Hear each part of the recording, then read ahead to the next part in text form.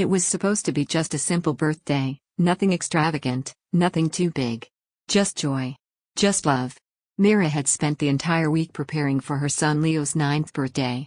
She hung blue and silver streamers around their small townhouse, ordered his favorite chocolate cake from the local bakery, and carefully arranged a table with party hats, paper plates covered in cartoon dinosaurs, and a banner that read "You're awesome" in bold, glittery letters. She had saved for weeks, juggling groceries and skipping her own lunch breaks to make sure Leo had a celebration he would remember. He didn't ask for much, never did. Just a few friends, some silly games, and that cake. Mira wanted to give him more, but this would have to do. A few days before the party, she picked up the phone and called her parents. They lived only 20 minutes away. She hoped, quietly, cautiously, that they might want to be part of Leo's special day. "Hey, I was wondering if you wanted to contribute anything to Leo's party?" she asked, keeping her voice light. There was a pause. "Sorry, honey," her mother said with a heavy sigh. "Money's tight right now. You know how things are these days." Her father chimed in from the background. "We're just trying to get by." Mira nodded slowly, pressing her lips together. "Okay. I understand." But as she hung up, something inside her sank, not out of surprise, but out of familiarity. She'd heard that line so many times before. Leo had been sitting at the table, coloring in his sketchpad. He didn't look up, but Mira noticed how his crayon slowed, the way his shoulders subtly tensed. He always pretended not to notice these things. He always pretended for her sake. "They can't come," she said gently. Leo only nodded. 2 days later, Mira was curled up on the couch after a long shift at the library when her phone buzzed with a notification. "New story, Uncle Caleb." She almost didn't click it. But something, call it instinct, told her to look. The moment the image loaded, her chest tightened. Her parents.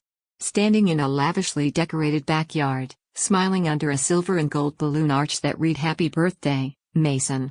Her brother Caleb's son, her nephew. Leo's cousin. There was a massive tiered cake, stacks of wrapped gifts, a magician, a bounce house. Her parents were laughing, posing with Mason for the camera, arms full of presents. The caption read, "To the best grandson in the world. We love you so much." Mira stared at the screen in stunned silence. Her ears rang. Her eyes stung. Not a single mention of Leo. Not even a card. She locked the phone and sat still, feeling the sting of betrayal settle into her chest like cold steel. The room suddenly felt too quiet, too small. Leo walked in, carrying a drawing, a triceratops with a party hat. "Mom, look." He paused when he saw her face. "Are you okay?" Mira didn't know how to answer. But when Leo handed her the picture, smiling with hope in his eyes, her heart cracked wide open. She pulled him into her arms and hugged him tightly. "I understand now," she whispered, more to herself than to him. "We're not part of their world anymore." The next day, there was a knock at the door. Mira wasn't surprised when she opened it to find her parents standing there, her mother with glistening eyes and her father looking like he had rehearsed something on the drive over. "Mira," her mother said, voice quivering, "we're so sorry." "Are you?" Mira asked calmly, not moving from the doorway. Her father stepped forward. "It was a misunderstanding. We didn't mean to hurt anyone." Mira folded her arms. "A misunderstanding? You threw a huge party for Mason and didn't even send Leo a card. You smiled for the camera like he didn't exist." Her mother opened her mouth, then shut it. "You didn't come here because you're sorry," Mira continued. "You came because you need something." They flinched like she'd slapped them. Her father tried to recover. "That's not true. We were planning to buy a car, but things changed, and we're in a tight spot." "And let me guess," Mira cut in, "you already put money down on it assuming I'd help?" Her mother's face paled. Her father's jaw tightened. Mira let out a humorless laugh. "Flashback time, I was 20. I asked for help with my final student loan. You said you couldn't afford it. At the same time, you bought Caleb a brand new SUV. That was different," her father grumbled. "No. It wasn't. It's always been the same. You bail Caleb out of every mess and come to me when you're cornered. But this time? I'm done." Her mother's voice rose with urgency. "But we're your parents. We raised you." Myra's voice stayed even. "Then where were you when your grandson needed you? When he looked at me and asked why he didn't matter to you?" No response. Mira sighed and shook her head slowly. "You've always treated Leo like an afterthought. Just like you treated me. She stepped back and gently began to close the door. If you want to be part of his life, it starts with actions. Not gifts. Not guilt. But real, consistent love. And if you can't do that, don't come back. Her mother's voice cracked. Mira, please. But the door clicked shut. And this time, Mira didn't cry. She stood in the silence, heart thundering in her chest, not from sadness, but from something else. Something new. Strength. Leo peeked out from behind the hallway, eyes wide. Was that Grandma? It was, Mira said, walking toward him. She knelt, brushing a hand through his hair. But don't worry, sweetheart. We're going to be just fine. And she meant it. The door had barely been closed for 24 hours before the calls started again. First, it was 1 or 2 missed calls from her mother. Then 5. Then 8. When Mira finally picked up, it wasn't to reconcile, it was to put an end to the noise. What do you want, Mom? She asked, voice flat. We need to talk, her mother said, her tone sharper now. The gentleness from yesterday had dissolved. No, Mira said. We already talked. No, we didn't, her mother snapped. You slammed the door in our faces like a spoiled child. Myra's hand clenched around the phone. That's rich coming from someone who ignored her grandson's birthday and then shows up begging for money. Her mother gasped as though Mira had just accused her of a crime. Do you really think so little of us? No, Mira replied coldly. I think exactly what you've taught me to think. There was silence. Then a long sigh. Fine, her mother muttered, all warmth now drained from her voice. Let's cut to it. We're in a bit of a situation. The deposit's already down on the car. If we don't pay the rest soon, we lose it. Mira blinked slowly. You want a loan? It's not a loan, her mother said quickly. Just a bit of help. Short term. Mira laughed. Actually laughed. A loan, she repeated. Do you think I forgot the last loan? Or the one before that? Or the 10 times you told me you'd pay me back and never did? This time is different, her mother insisted. We were counting on you. We thought. You thought I'd roll over like always, Mira said, cutting her off. You thought I'd hand over the money while you skipped Leo's birthday and spoiled Mason with a new bike and a $500 Lego set. This is about the car, not Mason. No, Mira said sharply. This is about everything. In the background, she could hear her father's voice grumbling. Then the phone was snatched. We raised you, he barked. And this is how you repay us? There it was, the classic script. The guilt trip. The you owe us speech. But this time, Mira didn't flinch. No, she said calmly. You raised me to survive without help. And now I'm doing exactly that. You selfish brat. She hung up before he could finish. Her hand trembled slightly as she set the phone down on the kitchen table. Not from fear or guilt, but from adrenaline. That same adrenaline that had carried her through student loan applications alone, through childbirth with no one but a nurse holding her hand, through nights of ramen dinners so she could pay for Leo's school supplies. She thought that might be the end of it. But of course, it wasn't. That night, her phone buzzed again. Incoming call, Caleb. Mira stared at the name on the screen. Her brother. She considered ignoring it. But curiosity overpowered her. Yeah? Tough girl now, huh? Caleb sneered the second she answered. Hello to you too, she said dryly. You know exactly why I'm calling, he snapped. You made this worse. Mom and Dad are freaking out. All you had to do was help and none of this would have happened. Myra's jaw tightened. Help? You mean clean up your mess again? It's not just about me, Caleb said. They're under serious pressure. They took out a loan thinking you'd come through. Oh, I know, Mira cut in. They gambled with money they didn't have because they assumed I'd bail them out. They were trying to make things better, he shouted. You could fix this, Mira. But no, you want to play the victim. She was quiet for a long second. Then, softly, you want to talk about victims? Leo asked me if he wasn't good enough for them. For his grandparents. Do you know what that feels like, Caleb? He didn't answer. Mira continued, her voice rising slightly. You've always gotten everything. They bought you a car, funded your business, hell, they even covered your rent while I was juggling 2 jobs and raising a baby. They were trying to give me a chance, Caleb shouted. And they never gave me one, she snapped. But I survived anyway. There was a beat of silence. You're unbelievable, he hissed. You sit up there on your high horse while Mom cries herself to sleep and Dad loses sleep trying to fix this. Oh, I care, Mira said, her voice calm now. I see. I care that my son will never grow up questioning if he's enough. I care that I'm building something stable for him. But you? You don't get to guilt me. Not anymore. Caleb's voice dropped, venomous. Fine. Burn your bridges.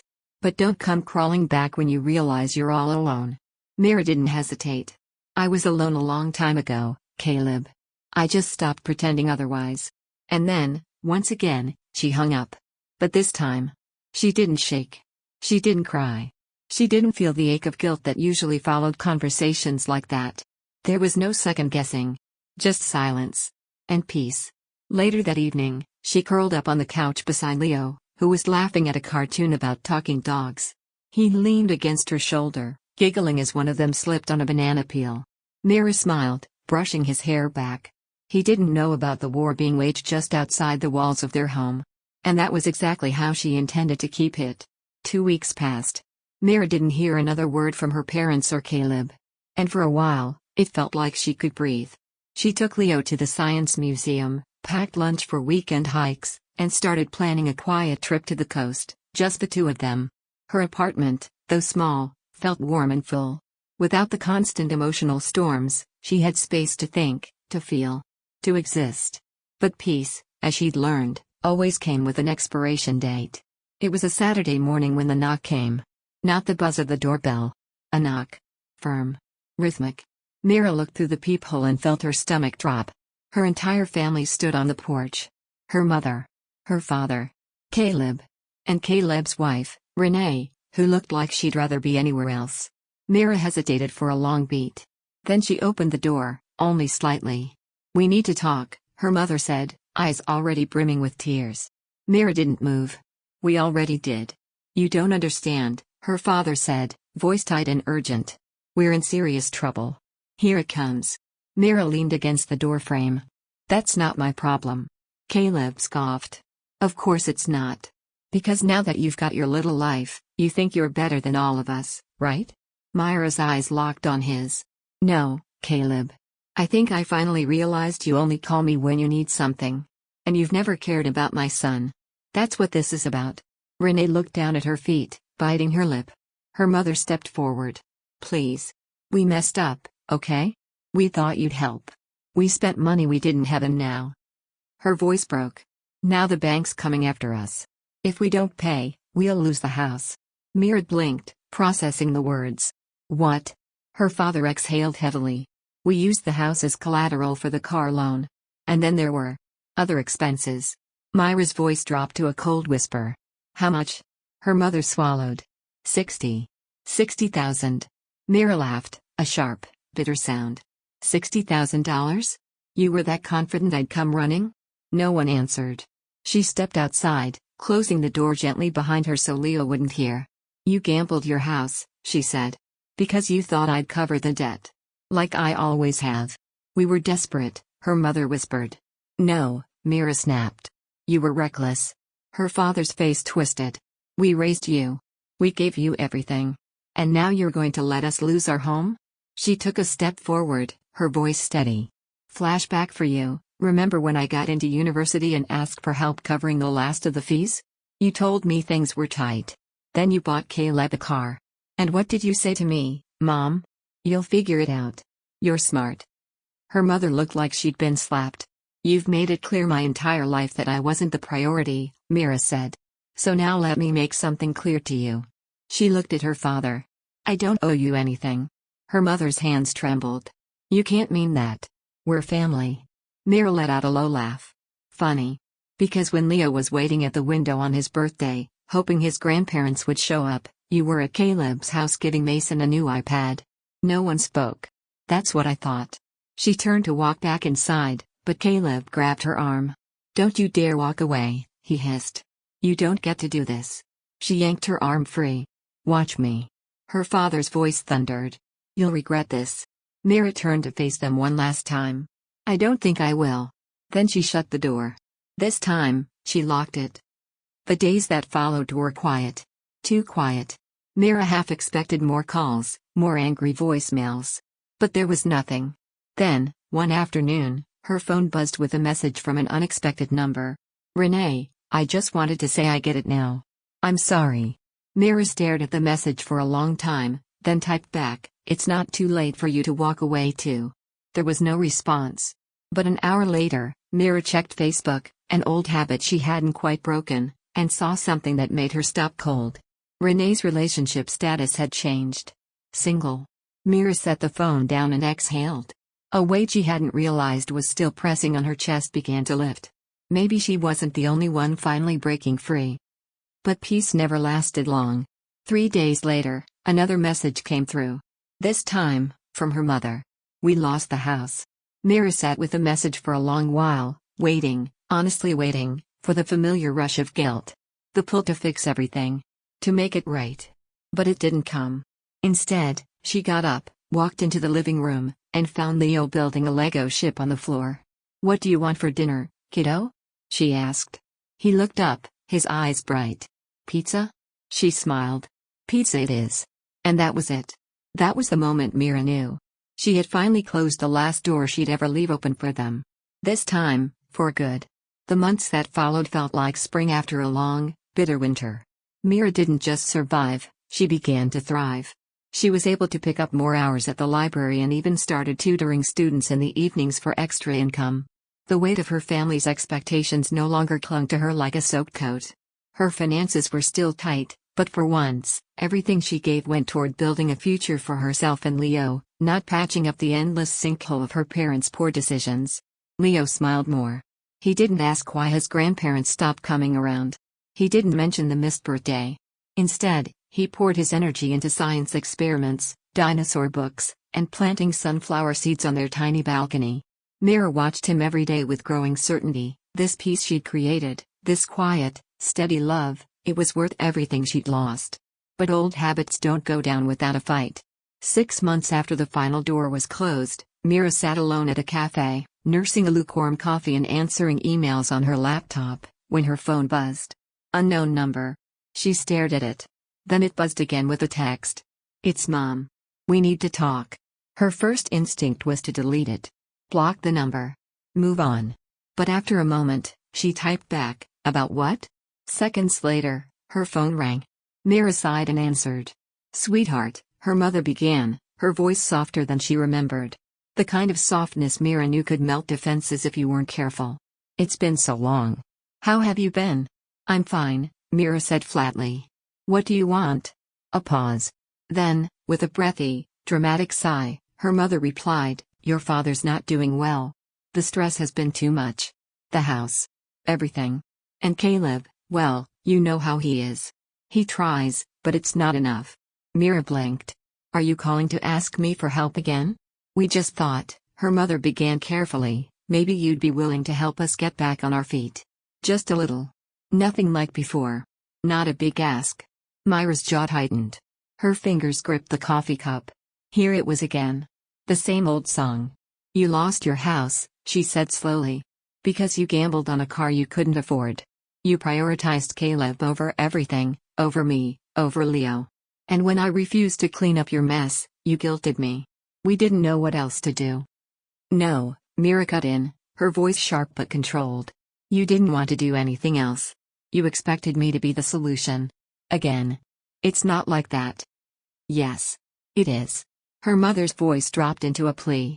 "You're really just going to leave us with nothing?" Mira let out a bitter, almost tired laugh. "You already left yourselves with nothing." And then she ended the call. A year passed. And for the first time in her adult life, Mira felt what true freedom was. No guilt. No heavy expectations. No jumping at every phone buzz. She had her boundaries, and they held like solid stone. Her work life stabilized. She started saving. She and Leo moved into a slightly bigger apartment, where he had his own room and a corner of the kitchen Mira turned into a tiny study space. On weekends, they built forts from couch cushions and baked muffins from scratch. Mira bought him his first real telescope for Christmas. He cried when he opened it. "I love you, Mom," he whispered that night, as they sat on the balcony, watching the stars. "I love you more," she whispered back. Then one afternoon, as she was sorting laundry, another message came in, this time from someone she didn't expect. "Renee. I left him." Mira froze. She slowly sat on the edge of the couch, rereading the words. After a long pause, she replied, "Are you okay?" A few minutes later, her phone rang. Mira answered. "I just." Renee's voice was shaky, like someone holding their breath after breaking the surface of deep water. "I had to tell you. You were right. About everything." Mira stayed quiet. "I saw what they did to you," Renee continued. "But I thought, God, I wanted to believe I was different. That I'd never be treated like you were." A bitter laugh. "But when I stopped covering Caleb's debts, when I told them I couldn't keep helping, they turned on me too. Just like they did to you." Mira exhaled. "I'm sorry." "Don't be," Renee said. "I should have listened to you sooner. But I needed you to know. You weren't crazy. And you weren't cruel." "Where are you now?" "With my sister. Just trying to figure out what comes next." They spoke for a while longer, voices soft, not angry. Not blaming. Just healing. Before they said goodbye, Renee said, "You made the right choice. Walking away." They never changed. When Mira hung up, she sat still for a long time. Not sad. Not shaken. What she felt was something quieter, rarer. Closure. 2 years later, Mira stood barefoot in the backyard of their new rental, watching Leo chase bubbles in the warm summer air. He laughed, arms flailing, as one enormous bubble floated high toward the sky. "Mom. Look," he shouted, pointing. "That one's huge." She smiled. "That's a big one, all right." And she felt it again, that subtle but unmistakable peace. That assurance she had done the right thing. Not just for herself, but for him. For the life they were building. A life where love didn't come with price tags or guilt trips. A life where she was no one's ATM. No one's safety net. Just a woman. A mother. Free. Her phone buzzed in her back pocket. She pulled it out. "Mom, I hope one day you forgive us." Mira stared at it for a long time. Then slowly typed her reply. "I already have. But forgiveness doesn't mean going back. Take care." Then she blocked the number. And walked back into the sun, toward her son, toward freedom. Years passed, and with them, the echoes of old wounds faded into something distant and harmless, like a storm remembered long after the sun returned. Mira no longer lived in that small townhouse. She and Leo now called the cozy house their home, modest, but full of light and laughter. It had a backyard with a patch of soft grass where Leo practiced soccer and an old oak tree that shaded a wooden bench she bought secondhand and painted herself. There were no luxury cars in the driveway, no designer furniture inside. But there was warmth. Security. Love. She had built it all with her own hands, her own choices, and for the first time in her life, none of it came with strings attached. Leo was 12 now, taller, sharper, still obsessed with dinosaurs but now also into astronomy. Mira watched with pride as he carefully assembled his science fair model, brows furrowed, utterly focused. He had a quiet confidence about him, something Mira never had as a child. She'd made sure of that. They had their routines. Sunday pancakes. Friday movie nights. Spontaneous trips to the planetarium or thrift store treasure hunts for used books and puzzles. The house felt alive with joy, not performative joy for pictures or social media, but real, grounding joy that came from being truly seen and truly loved. And still, despite the peace she had carved out of the chaos, Mira would occasionally have moments, quiet, creeping moments, where she'd ask herself, was I too harsh? Not often. Just sometimes. Usually at night, when Leo had gone to sleep and the house was still. But all it took to chase that doubt away was a single memory, a birthday forgotten, a call full of guilt, a childhood spent trying to prove her worth. The truth was, walking away hadn't been an act of cruelty. It had been an act of survival.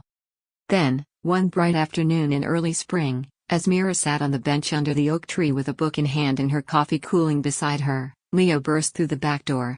"Mom. I got it." She looked up, smiling. "Got what, baby?" "My first real school project partner. It's for the Science Expo. We're building a weather balloon." His eyes shone. His cheeks were flushed with excitement. "That's amazing," Mira said, setting the book aside. "Who's your partner?" "Ari.